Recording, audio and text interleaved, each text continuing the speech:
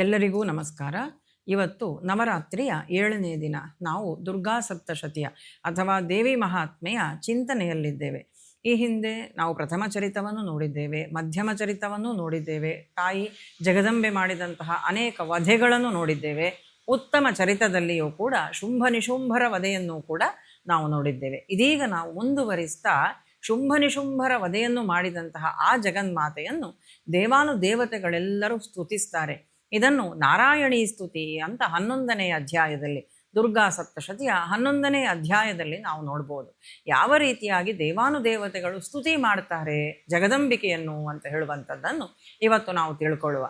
ಶುಂಭ ನಿಶುಂಭರನ್ನು ಜಗನ್ಮಾತೆ ವಧಿಸಿದ ನಂತರ ಆಕೆಯ ಬಳಿಗೆ ಎಲ್ಲ ದೇವಾನುದೇವತೆಗಳು ದೇವೇಂದ್ರನನ್ನು ಕೂಡಿಕೊಂಡು ತಾವು ಜೊತೆಯಾಗಿ ಬರ್ತಾರೆ. ಬರುವಾಗ ಎಲ್ಲರ ಮುಖದಲ್ಲಿಯೂ ಕೂಡ ಸಂತೋಷ ಕಾಣ್ತಾ ಉಂಟು. ಯಾಕೆಂದರೆ ಬಂದಿದ್ದಂತಹ ದೊಡ್ಡ ಕಷ್ಟ ವಿಪತ್ತು ಏನುಂಟು ಅದೆಲ್ಲವೂ ನಾಶವಾಗಿದೆ. ತಾಯಿ ಅದೆಲ್ಲವನ್ನೂ ಕೂಡ ದೂರ ಮಾಡಿದ್ದಾಳೆ. ಹೀಗಾಗಿ ಎಲ್ಲರೂ ತಾಯಿಯ ಮುಂದೆ ಕೈ ಜೋಡಿಸಿ ನಿಂತುಕೊಂಡು ತಾವು ಸ್ತುತಿ ಮಾಡ್ತಾರೆ. ನಾರಾಯಣಿ ಸ್ತುತಿ. ಶರಣಾಗತರಾದಂಥವರ ಕಷ್ಟಗಳನ್ನೆಲ್ಲ ಕಳೆಯುವಂತಹ ಕಾತ್ಯಾಯನಿ ದೇವಿ ನೀನು. ಹಾಗಾಗಿ ನೀನು ನಮ್ಮೆಲ್ಲರ ಕುರಿತು ಪ್ರಸನ್ನಳಾಗು. ಇಡೀ ವಿಶ್ವಕ್ಕೆ ನೀನು ಈಶ್ವರಿಯಾಗಿದ್ದಿ, ಅಂದರೆ ಒಡೆಯಳಾಗಿದ್ದಿ. ಆ ಈಶ್ವರಿ ದೇವಿಯೇ ನೀನು ನಮ್ಮೆಲ್ಲರ ಕುರಿತು ಕರುಣೆಯನ್ನು ತೋರು. ನೀನು ಶಾಂತಳಾಗು, ಪ್ರಸನ್ನಳಾಗು, ನಮ್ಮನ್ನೆಲ್ಲರನ್ನು ಸಲಹು. ನೀನೊಬ್ಬಳೇ ಇಡೀ ಜಗತ್ತಿಗೆ ಆಧಾರಳಾಗಿದ್ದಿ. ಈ ಭೂಮಿ ಏನುಂಟು, ಆ ಭೂಮಿ ನಾವು ವಾಸ ಮಾಡ್ತಾ ಇರುವಂಥ ಈ ಭೂಮಿಯೂ ಕೂಡ ನೀನೇ ಆಗಿದ್ದಿ. ಹಾಗೂ ಈ ಭೂಮಿಯಲ್ಲಿ ಜಲರೂಪದಲ್ಲಿಯೂ ಕೂಡ ನೀನಿದ್ದಿ. ಇಡೀ ವಿಶ್ವಕ್ಕೂ ಆಧಾರಳಾಗಿ ನಿಂತಿರುವವಳು ನೀನೊಬ್ಬಳೇ ಅಮ್ಮ.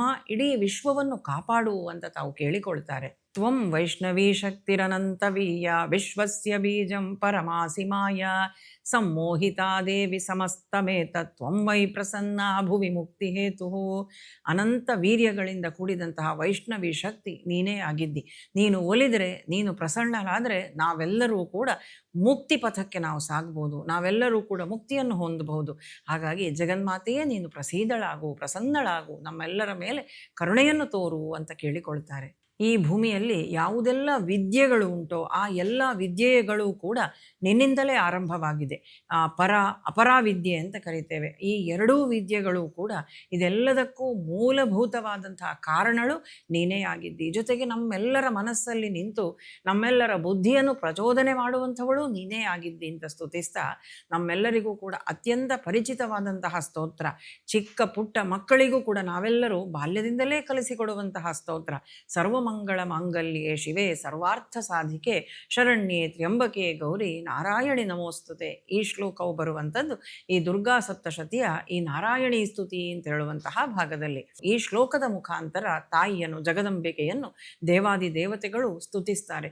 ಸರ್ವ ಮಂಗಳಕ್ಕೂ ಮಂಗಳ ಸ್ವರೂಪವಾದವಳೆ, ಸರ್ವಮಂಗಳ ಮಾಂಗಲ್ಯೆ ಶಿವೆ ಸರ್ವಾರ್ಥ ಸಾಧಿಕೆ, ನಮ್ಮೆಲ್ಲರ ಬಯಕೆಗಳನ್ನು ಕೂಡ ಇಷ್ಟಾರ್ಥಗಳನ್ನು ನೆರವೇರಿಸಿಕೊಡುವವಳೆ, ಶರಣ್ಯೆ ತ್ರ್ಯಂಬಕೆ ಗೌರಿ, ತಾಯಿಯಾದಂತಹ ಜಗನ್ಮಾತೆಯೇ ನಾರಾಯಣಿಯೇ ನಿನಗೆ ನಮಿಸುತ್ತಿದ್ದೇನೆ ಅಂತ ಈ ಶ್ಲೋಕವು ನಾರಾಯಣಿ ಸ್ತುತಿಯಲ್ಲಿ ಬರುವಂಥದ್ದು. ಸೃಷ್ಟಿಸ್ಥಿತಿ ವಿನಾಶಾನಾಂ ಶಕ್ತಿಭೂತೆ ಸನಾತನೆ ಗುಣಾಶ್ರಯೇ ಗುಣಮಯೇ ನಾರಾಯಣಿ ನಮೋಸ್ತುತೆ. ಸೃಷ್ಟಿ, ಸ್ಥಿತಿ, ಲಯ ಈ ಮೂರೂ ಕಾರ್ಯಗಳನ್ನು ಕೂಡ ನೀನೇ ಮಾಡ್ತಿ. ತ್ರಿಗುಣಗಳು ಕೂಡ ನಿನ್ನೊಳಗೆ ಅಡಕವಾಗಿ ಉಂಟು.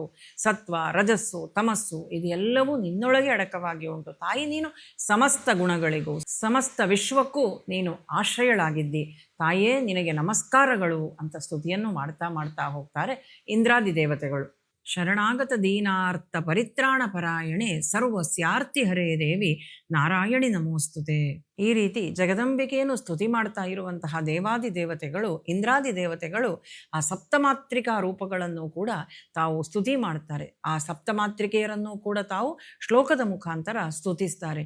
ಹೇಳ್ತಾರೆ, ಬ್ರಹ್ಮನ ಅಂಶವಾದಂತಹ ಬ್ರಹ್ಮಾಣಿಯೇ ನೀನು ನಿನ್ನ ಕಮಂಡಲ ಜಲದಿಂದ ಸಮಸ್ತ ರಾಕ್ಷಸರ ಮೇಲೆ ಆ ಪವಿತ್ರವಾದಂತಹ ಜಲವನ್ನು ಪ್ರೋಕ್ಷಣೆ ಮಾಡಿ ಅವರೆಲ್ಲರನ್ನೂ ಕೂಡ ನಾಶ ಮಾಡಿದ್ದಿ. ನಿನಗೂ ಕೂಡ ನಮಸ್ಕಾರಗಳು, ನಿನಗೂ ನಾವು ವಂದಿಸುತ್ತೇವೆ. ಶಂಖ ಚಕ್ರ ಗದಾ ಪದ್ಮಧಾರಿಯಾಗಿ ನೀನು ವೈಷ್ಣವೀ ರೂಪದಲ್ಲಿದ್ದಿ. ಈ ನಿನ್ನ ವೈಷ್ಣವೀ ರೂಪಕ್ಕೂ ಕೂಡ ನಮ್ಮ ವಂದನೆಗಳು. ನೀನು ತ್ರಿಶೂಲಪಾಣಿಯಾಗಿ ವೃಷಭವಾಹನವನ್ನೇರಿ ನೀನು ಮಾಹೇಶ್ವರಿಯಾಗಿ ಬರ್ತಾ ಇದ್ದೆ. ಆ ನಿನ್ನ ಮಾಹೇಶ್ವರಿ ಸ್ವರೂಪಕ್ಕೂ ನಾವು ವಂದನೆ ವಂದನೆಯನ್ನು ಸಲ್ಲಿಸುತ್ತೇವೆ. ನೀನು ಕೌಮಾರಿಯಾಗಿದ್ದಿ, ಕುಮಾರಸ್ವಾಮಿ ಅಂದರೆ ಸ್ಕಂದನ ಅಂಶದಿಂದ ಬಂದಂತಹ ಕೌಮಾರಿ ಯಾಕೆ, ಕೌಮಾರಿ ರೂಪಕ್ಕೂ ಕೂಡ ನಾವು ವಂದನೆಯನ್ನು ನಾವೆಲ್ಲರೂ ಕೂಡ ನಮಿಸ್ತೇವೆ. ಅದೇ ರೀತಿಯಾಗಿ ನೀನು ಇಂದ್ರಾಣಿಯಾಗಿದ್ದಿ, ಇಂದ್ರನ ಶಕ್ತಿಯೂ ನಿನ್ನಲ್ಲಿದೆ, ಇಂದ್ರನ ಅಂಶವೂ ನಿನ್ನಲ್ಲಿ ಬಂದು ಸಹಾಯಕ್ಕಾಗಿ ನಿಂತುಕೊಂಡಿತ್ತು. ಇಂದ್ರಾಣಿಯಾದಂತಹ ನಿನಗೂ ವಜ್ರಾಯುಧದ ಘಾತದಿಂದ ಸಹಸ್ರ ರಾಕ್ಷಸರನ್ನು ನಾಶ ಮಾಡಿದಂತಹ ಇಂದ್ರಾಣಿ ನಿನಗೂ ಕೂಡ ನಮ್ಮ ವಂದನೆಗಳು. ಭೂಮಿಯನ್ನು ತನ್ನ ಕೋರೆದಾಳೆಯಲ್ಲಿ ಎತ್ತಿ ಹಿಡಿದಂತಹ ಆ ವಾರಾಹಿ ಸ್ವರೂಪಿಣಿ ನೀನು, ಅಂತಹ ವಾರಾಹಿಯಾದಂತಹ ನಿನ್ನನ್ನು ನಾವು ನಮಸ್ಕರಿಸುತ್ತೇವೆ. ನಾರಸಿಂಹಿ ನಿನಗೂ ನಾವು ವಂದಿಸುತ್ತೇವೆ. ಹೀಗೆ ಈ ಸಪ್ತ ಮಾತೃಕಾ ರೂಪಗಳಿಗೂ ಕೂಡ ದೇವಾನುದೇವತೆಗಳು ವಂದಿಸ್ತಾರೆ. ಅಮ್ಮ ತಾಯಿ ಜಗದಂಬೆ, ನೀನು ಸೌಮ್ಯವಾದಂತಹ ನಿನ್ನ ರೂಪವನ್ನು ತಾಳು. ಆ ಸೌಮ್ಯವಾದಂತಹ ರೂಪ ಏನಿದೆ ಅದು ನಮ್ಮ ಎಲ್ಲ ಹೆದರಿಕೆಗಳನ್ನು ಕೂಡ ನಾಶ ಮಾಡಲಿ, ದೂರ ಮಾಡಲಿ. ನೀನು ತ್ರಿಶೂಲವನ್ನು ಕೈಯಲ್ಲಿ ಹಿಡಿದುಕೊಂಡು ಆ ದಾನವರ ಮೇಲೆ ಯುದ್ಧಕ್ಕೆ ಅಂತ ಎರಗಿ ಬಂದು ಅವರೆಲ್ಲರನ್ನೂ ನಾಶ ಮಾಡಿದ್ದಿ. ಆ ತ್ರಿಶೂಲ ನಮ್ಮನ್ನು ಕಾಪಾಡಲಿ. ಅಮ್ಮ ತಾಯಿ, ನೀನು ಘಂಟಾನಾದವನ್ನು ಮಾಡಿದ್ದಿ. ಆ ಘಂಟಾನಾದದಿಂದ ಅನೇಕ ರಾಕ್ಷಸರ ಹೃದಯ ಅಲ್ಲೇ ಸ್ತಂಭನವಾಯಿತು, ಅವರ ಹೃದಯ ಎಲ್ಲ ಅಲ್ಲೇ ನಿಂತು ಹೋಯಿತು. ಆ ಘಂಟಾನಾದವು, ಆ ಘಂಟೆಯು ನಮ್ಮನ್ನು ಕಾಪಾಡಲಿ. ಹಾಗೆಯೇ ನೀನು ಅಸಂಖ್ಯಾತ ರಾಕ್ಷಸರನ್ನು ಕೊಂದಿದ್ದಿ. ಯಾವುದರಿಂದ ಅಂದರೆ ನಿನ್ನ ಖಡ್ಗದಿಂದ. ಆ ಖಡ್ಗದಲ್ಲೆಲ್ಲ ಆ ರಾಕ್ಷಸರ ನೆತ್ತರು ಮೆತ್ತಿಕೊಂಡಿದೆ. ಆ ಖಡ್ಗವು ನಮ್ಮನ್ನು ಕಾಪಾಡಲಿ, ನಮ್ಮನ್ನು ರಕ್ಷಿಸಲಿ. ಹೀಗೆ ಆ ಸಪ್ತಮಾತೃಕೆಯರನ್ನು ಸ್ತುತಿಸ್ತಾರೆ, ದೇವಿಯ ಮಂಗಳ ಸ್ವರೂಪವನ್ನು ಸ್ತುತಿ ಮಾಡ್ತಾರೆ. ಹಾಗೆಯೇ ತಾಯಿಯ ಆಯುಧಗಳೆಲ್ಲ ನಮ್ಮನ್ನು ಕಾಪಾಡಲಿ ಅಂತ ದೇವಾನುದೇವತೆಗಳು ಸ್ತುತಿಯನ್ನು ಮಾಡ್ತಾರೆ. ಅಮ್ಮ ತಾಯಿ ಜಗದಂಬ, ನೀನು ಪ್ರಸನ್ನಳಾಗು. ಈಗ ನಮಗೆ ಲೋಕಕ್ಕೆ ಬಂದಂತಹ ಕಷ್ಟಗಳನ್ನು, ದುರಿತಗಳನ್ನೆಲ್ಲವನ್ನೂ ಕೂಡ ನೀನೇ ಖುದ್ದಾಗಿ ಬಂದು ಅದೆಲ್ಲವನ್ನು ನಿವಾರಣೆ ಮಾಡಿಕೊಟ್ಟಿದ್ದಿ. ನಮ್ಮ ಕಷ್ಟಗಳೆಲ್ಲವನ್ನೂ ಕೂಡ ನೀನು ದೂರ ಮಾಡಿದ್ದಿ. ಹಾಗೆಯೇ ಮುಂದೆ ಯಾವಾಗಾದರೂ ನಮಗೆ ಕಷ್ಟಗಳು, ಕೋಟಲೆಗಳು, ಕಾರ್ಪಣ್ಯಗಳು ಬಂದಾಗ ಆವಾಗಲೂ ಕೂಡ ನೀನು ಈ ರೀತಿಯಾಗಿ ಈಗ ಬಂದ ರೀತಿಯಲ್ಲಿಯೇ ಬಂದು ನಮ್ಮೆಲ್ಲರ ಕಷ್ಟಗಳನ್ನು ಪರಿಹಾರ ಮಾಡು. ಪ್ರಣಾತಾನಾಂ ಪ್ರಸೀದತ್ವಂ ದೇವಿ ವಿಶ್ವಾರ್ತಿಹಾರಿಣಿ ತ್ರೈಲೋಕ್ಯ ವಾಸಿನಾಮೇಢ್ಯೆ ಲೋಕಾನಾಂ ವರದಾಭವ. ವಿಶ್ವಕ್ಕೆ ಒದಗಿದಂತಹ ಪೀಡೆಯನ್ನು ಪರಿಹಾರ ಮಾಡುವಂಥವಳೇ ನೀನು ಪ್ರಸನ್ನಳಾಗು. ತ್ರಿಭುವನಕ್ಕೂ ಒಡತಿ ನೀನು. ಯಾರೆಲ್ಲ ನಿನ್ನಲ್ಲಿ ಶರಣಾಗತರಾಗಿ ಬರ್ತಾರೋ ಅವರೆಲ್ಲರ ಕಷ್ಟಗಳನ್ನು ದೂರ ಮಾಡುವಮ್ಮ ಅಂತ ಇಂದ್ರಾದಿ ದೇವತೆಗಳು ಪ್ರಾರ್ಥನೆಯನ್ನು ಮಾಡ್ತಾರೆ. ತ್ರಿಭುವನದ ವಾಸಿಗಳೂ ಕೂಡ ನಿನ್ನನ್ನು ಸ್ತುತಿಸ್ತಾರೆ. ಅಂತಹ ನೀನು ಸಮಸ್ತ ಲೋಕಗಳಿಗೂ ಕೂಡ ವರಪ್ರಧಾನವನ್ನು ಮಾಡು. ನಾವು ಈ ಕಥಾಭಾಗಗಳನ್ನೆಲ್ಲ ನೋಡುವಾಗ ನೆನಪಿಟ್ಟುಕೊಳ್ಳಬೇಕು ಏನು ಅಂದರೆ, ಇದೆಲ್ಲವನ್ನೂ ಕೂಡ ಸುರಥ ಸಮಾಧಿಗೆ ಸುಮೇಧ ಮಹರ್ಷಿಗಳು ಹೇಳ್ತಾ ಇದ್ದಾರೆ. ಈ ರೀತಿಯಾಗಿ ದೇವತೆಗಳೆಲ್ಲರೂ ಕೂಡ ಆ ಜಗನ್ಮಾತೆಯನ್ನು ಸ್ತುತಿಸಿ ಆದ ನಂತರ ತಾಯಿ ಅತ್ಯಂತ ಪ್ರಸನ್ನಳಾಗುತ್ತಾಳೆ ಹಾಗೂ ದೇವತೆಗಳಲ್ಲಿ ನುಡಿತಾಳೆ, ನಿಮಗೇನಾದರೂ ವರ ಬೇಕಿದ್ರೆ ಈಗ ಕೇಳಿ, ನಾನು ನಿಮಗೆ ಆ ವರವನ್ನು ಪ್ರದಾನ ಮಾಡ್ತೇನೆ ಅಂತ. ಆಗ ದೇವತೆಗಳೆಲ್ಲರೂ ಹೇಳ್ತಾರೆ, ಅಮ್ಮ ನಿನ್ನ ಅಭಯ ಅಂತ ಹೇಳುವಂಥದ್ದು ನಮಗೆಲ್ಲರಿಗೂ ಬೇಕು, ನಮ್ಮ ಶತ್ರುಗಳನ್ನು ನೀನು ನಾಶ ಮಾಡುವಂಥವಳಾಗು ಅಂತ. ಆವಾಗ ತಾಯಿ ಜಗದಂಬಿಕೆ ಹೇಳ್ತಾಳೆ, ಇನ್ನು ಮುಂದಿನ ಕಾಲದಲ್ಲಿಯೂ ಕೂಡ, ಕಲ್ಪಗಳಲ್ಲಿಯೂ ಕೂಡ ನಾನು ಆವಾಗ ನಾನು ಅವತಾರ ಮಾಡಿ ಬರ್ತೇನೆ. ಮುಂದೊಂದು ಕಾಲಕ್ಕೆ ವೈಪ್ರಚಿತ್ತ ಅಂತ ಹೇಳುವಂತಹ ದಾನವರು ಬಹಳ ಪರಾಕ್ರಮಿಗಳಾಗಿ ತಾವು ಮೆರೀತಾರೆ. ಆ ಸಂದರ್ಭದಲ್ಲಿ ನಾನು ಮತ್ತೆ ಬರ್ತೇನೆ, ಅವರೆಲ್ಲರನ್ನೂ ಕೂಡ ನನ್ನ ದಂತಗಳಿಂದ ನಾನು ಅಗಿದು ಅವರೆಲ್ಲರನ್ನು ನಾಶ ಮಾಡ್ತೇನೆ. ಆವಾಗ ನನ್ನ ಹಲ್ಲುಗಳೆಲ್ಲವೂ ದಾಳಿಂಬೆಯ ಹಣ್ಣಿನ ಹಾಗೆ ಕೆಂಪಾಗ್ತದೆ. ಅಂತಹ ಸಂದರ್ಭದಲ್ಲಿ ನನ್ನನ್ನು ರಕ್ತದಂತಿಕಾ ಅಂತ ಎಲ್ಲರೂ ಕೂಡ ಕರೀತಾರೆ. ಆ ಹೆಸರಿನಿಂದ ನಾನು ಖ್ಯಾತಳಾಗ್ತೇನೆ. ಅದೇ ರೀತಿಯಾಗಿ ಮುಂದೊಮ್ಮೆ ಎಲ್ಲ ಕಡೆಯಲ್ಲಿ ಅನಾವೃಷ್ಟಿ ಅಂದರೆ ಬರಗಾಲ ಬರ್ತದೆ, ಎಲ್ಲಿಯೂ ನೀರಿಲ್ಲ. ಅಂತಹ ಸಂದರ್ಭದಲ್ಲಿ ದೇವಾನುದೇವತೆಗಳು, ಋಷಿ ಮುನಿಗಳೆಲ್ಲರನ್ನೂ ಕೂಡ ನಾನು ನೂರಾರು ಕಣ್ಣುಗಳಿಂದ ನಾನು ನೋಡ್ತೇನೆ, 100 ಕಣ್ಣುಗಳಿಂದ ನಾನು ನೋಡುವಂಥವಳಾಗ್ತೇನೆ. ಆಗ ನನ್ನನ್ನು ಎಲ್ಲರೂ ಕೂಡ ಶತಾಕ್ಷಿ ಅಂತ ಕರೀತಾರೆ. ಶತಾಕ್ಷಿ ಅಂತ ಹೇಳುವಂತಹ ಹೆಸರಿನಿಂದ ನಾನು ಖ್ಯಾತಳಾಗ್ತೇನೆ. ಮುಂದೆ ದುರ್ಗಾ ಅಂತ ಹೇಳುವಂತಹ ರಾಕ್ಷಸನನ್ನು ನಾಶ ಮಾಡಿ ನಾನು ದುರ್ಗಾ ಅಂತ ಹೇಳುವಂತಹ ಹೆಸರನ್ನು ನಾನು ಪಡ್ಕೊಳ್ತೇನೆ. ಈ ರೀತಿಯಾಗಿ ತಾಯಿಯು ಆ ದೇವಾನುದೇವತೆಗಳಲ್ಲಿ ತಾನು ನುಡಿತಾಳೆ. ಮುಂದೆ ಶಾಕಾಂಬರಿಯಾಗಿ ನಾನು ಬರ್ತೇನೆ, ಅಂದರೆ ಕಾಯಿ ಪಲ್ಯಗಳಿಂದ, ತರಕಾರಿಗಳಿಂದಲೇ ನಾನು ಸಮಸ್ತ ವಿಶ್ವವನ್ನೂ ಕೂಡ ಪಾಲಿಸ್ತೇನೆ, ಪೋಷಿಸ್ತೇನೆ. ಇದರಿಂದಾಗಿ ನನ್ನನ್ನು ಶಾಕಾಂಬರಿ ಅಂತ ಕರೀತಾರೆ. ಅಲ್ಲದೆ ಭೀಮಾದೇವಿ ರೂಪದಲ್ಲಿ ನಾನು ಮುಂದೆ ಅವತಾರ ಮಾಡಲಿಕ್ಕಿದ್ದೇನೆ.